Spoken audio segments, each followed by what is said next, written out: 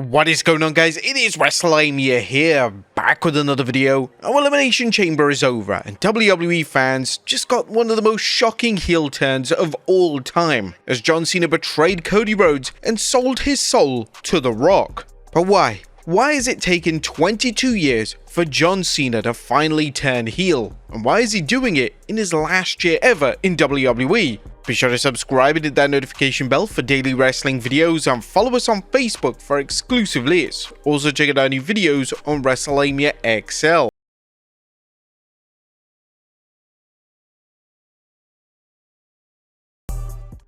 Tonight's Elimination Chamber ended up with John Cena greeting Cody Rhodes after winning the men's match, and Cody Rhodes giving The Rock the answer to the final boss's offer to give Cody everything in exchange for his soul. Rhodes' blunt answer sent shockwaves through the WWE Universe, but not as great as those caused by The Rock giving Cena the signal on John low-blowing Cody, cementing his shocking heel turn. Well, first, let's look at why John Cena won the Elimination Chamber match. As number one, John Cena's celebrity status. Now, John Cena may not be in The Rock's league when it comes to being a Hollywood star, although Cena is a legitimate A-lister, but he's a fantastic opponent for Cody Rhodes, especially since The Rock apparently can't wrestle Cody or Roman Reigns this year. The WWE is always looking to top their last year's WrestleMania, and a Cody vs Cena match is a certifiable dream match. Number 2, John Cena's quest to win number 17 is too big for anywhere but Mania. Now, if you're going to have a dream match, where else but WrestleMania? John Cena vs Cody Rhodes is a match that has so much drama driving it, it would be an insult for Cena and Cody to compete anywhere but the Showcase of the Immortals.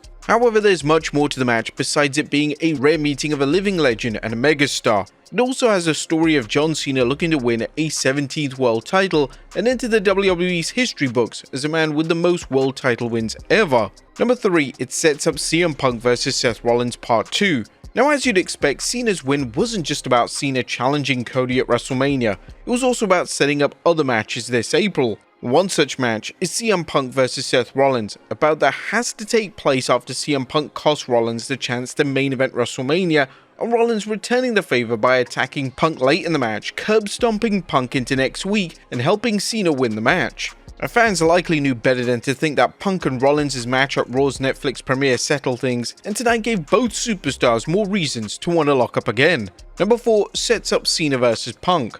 And while John Cena is going to be busy for the next 6 weeks as he prepares for WrestleMania, Cena's tainted win over CM Punk sets the table for a future bout after the dust settles at WrestleMania 41. Punk has made it clear he'd like a one-on-one bout with Cena before John retires, and tonight's chamber match should only be an appetizer. Number 5, Cody's title reign has been average.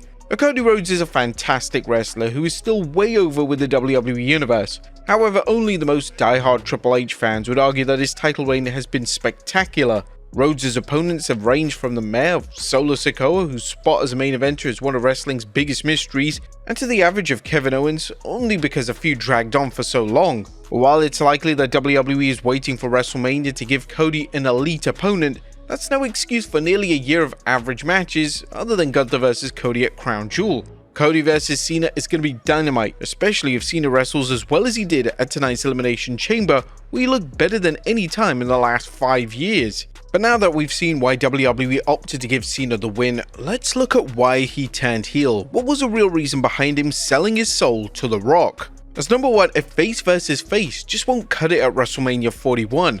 As big as Cena vs Cody would be, WWE has a poor record of booking babyface versus babyface matches. Fans have definitely seen some good ones, but there's always something missing when two babyfaces tangle. When it comes to WrestleMania, WWE doesn't want anything missing from a match. Cena vs Cody was already a next level match, but Cena's heel turn just changes everything, as fans now have every reason to root for Cody rather than Cena. Number 2, well, no one expected Cena's heel turn. Now, if anybody said that they thought that Cena was going to turn heel tonight, they would be lying through their teeth. But at least Triple H fulfilled his statement that Elimination Chamber was going to change the industry, as it's doubtful few, if any, fans saw Cena's heel turn coming. After all, Cena has been a babyface for over 20 years, and why would he change his status with the fans and end his run as a heel? The element of surprise is something that always reels in the fans, as long as the swerve makes sense, and years from now, fans will look at tonight's heel turn as something as big as Hulk Hogan joining the NWO in '96. How if you were screaming at your television during the turn, then you know WWE did its job, as did everyone involved. Number 3, it all makes sense. And while Cena's heel turn was a complete surprise, some fans are already scouring over the evidence and piecing together the puzzle that was The Rock's appearance at Bad Blood, where he famously signaled 3 and then gave a throat-cutting gesture. Now of course, who else holds 3 fingers up? Yeah, that's John Cena, and this is all suggesting that his return was part of a bigger scheme. Whether or not this was the WWE's plan all along, or it realized how big a Cena heel turn could be, is irrelevant, as it makes the WWE look like creative wizards in hindsight. Number 4, it explains why Cena took the tainted win over Punk. John Cena's Elimination Chamber win wasn't satisfying if you follow Cena's history of honorable behavior, especially against fellow babyfaces. Most likely there were some fans wondering why Cena was so quick to capitalize on Seth Rollins' attack on CM Punk, despite Rollins already being eliminated. But Cena's decision to sell his soul to The Rock puts everything in perspective. It's details like this, including the other bits such as The Rock and Cena giving the 3-finger gesture, that he's upped the WWE's creative game. WWE really did put the clues out there. I mean, the ending was even on the damn poster, showing The Rock, John Cena and Travis Scott. It really goes to show that even the smallest clues can actually be the biggest ones. Number 5, this was the last year to use Cena and WWE wanted to make it huge. Now, John Cena's always been upfront that he knew his career was nearing its end, which is why he opted to give fans a special send-off with his 2025 farewell tour, which may be renamed the John Cena Go to Hell tour now. WWE knows this, and it also knows that after 2025, it won't be able to use Cena ever again. Well, not in a wrestling capacity at least. Consequently, it makes sense to utilize Cena to his maximum potential, which WWE apparently feels is as a heel, and book him against Cody at WrestleMania. Cody vs The Rock could happen another time, as can The Rock vs Roman Reigns. Cena vs Cody could only happen this year, and his heel turn makes it even bigger. Number 6, the story of a desperate challenger is so dramatic. And while fans haven't heard Cena explain the reasons for his turn, one explanation is Cena's notable lack of singles wins since going part-time. Cena may feel that he needs an edge to ensure he wins his 17th title, and what bigger edge could be than having him aligned with the final boss? It's clear that Cena is willing to do anything to get that elusive 17th title, including selling his soul to The Rock. While fans will likely have zero sympathy for Cena, there's enough storyline drama that fans can at least understand why the dirty, good-for-nothing Cena abandoned everything that he stands for. Number 7, Cena finally gets to play a heel. Cena's heel turn has been a long time coming, as fans are aware of the rumors that Cena was asked to turn heel at least once, with 2012 often mentioned as when it could have happened had WWE management stayed its course rather than getting cold feet.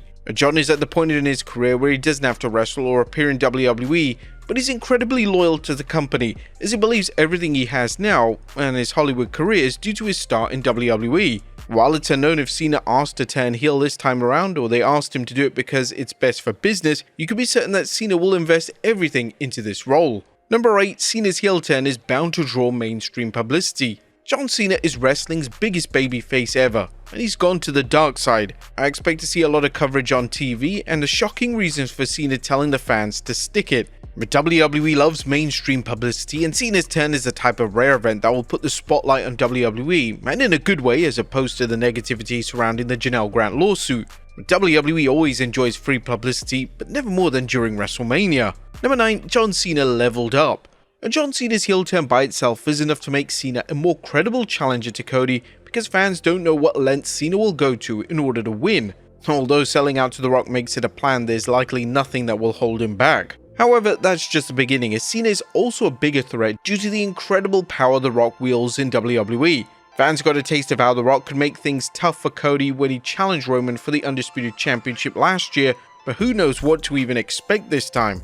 And number 10, the final boss leveled up. And tonight's shocking betrayal proved that The Rock wasn't talking trash when he said that he's always multiple steps ahead of his opponents. The final boss not only had a backup plan in place in the event Cody turned down his offer, but there's a case to be made that The Rock always knew that Cody would turn him down. WWE has done a magnificent job developing the final boss into a sociopathic mastermind who enjoys using his power and loves to manipulate people. Dare we say, another person who was very similar back in the day. The Rock's apparent friendship with Cody now makes all the sense in the world, as he lulled Cody into a sense of complacency, playing on Cody's innate goodness and belief that people can change, only to offer him a bargain so twisted that Cody couldn't accept it.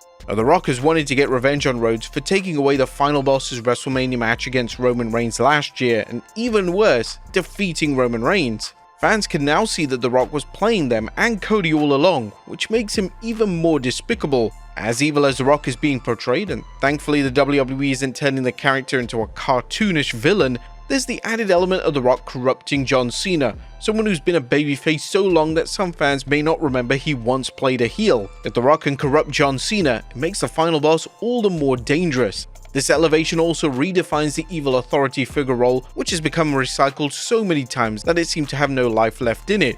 But as The Rock's now shown, there's definitely plenty of life in a storyline of a babyface fighting the power-mad boss. But what do you guys think of Cena selling his soul to The Rock and turning heel? Let us know in the comments down below. I'll see you next time with some more wrestling content.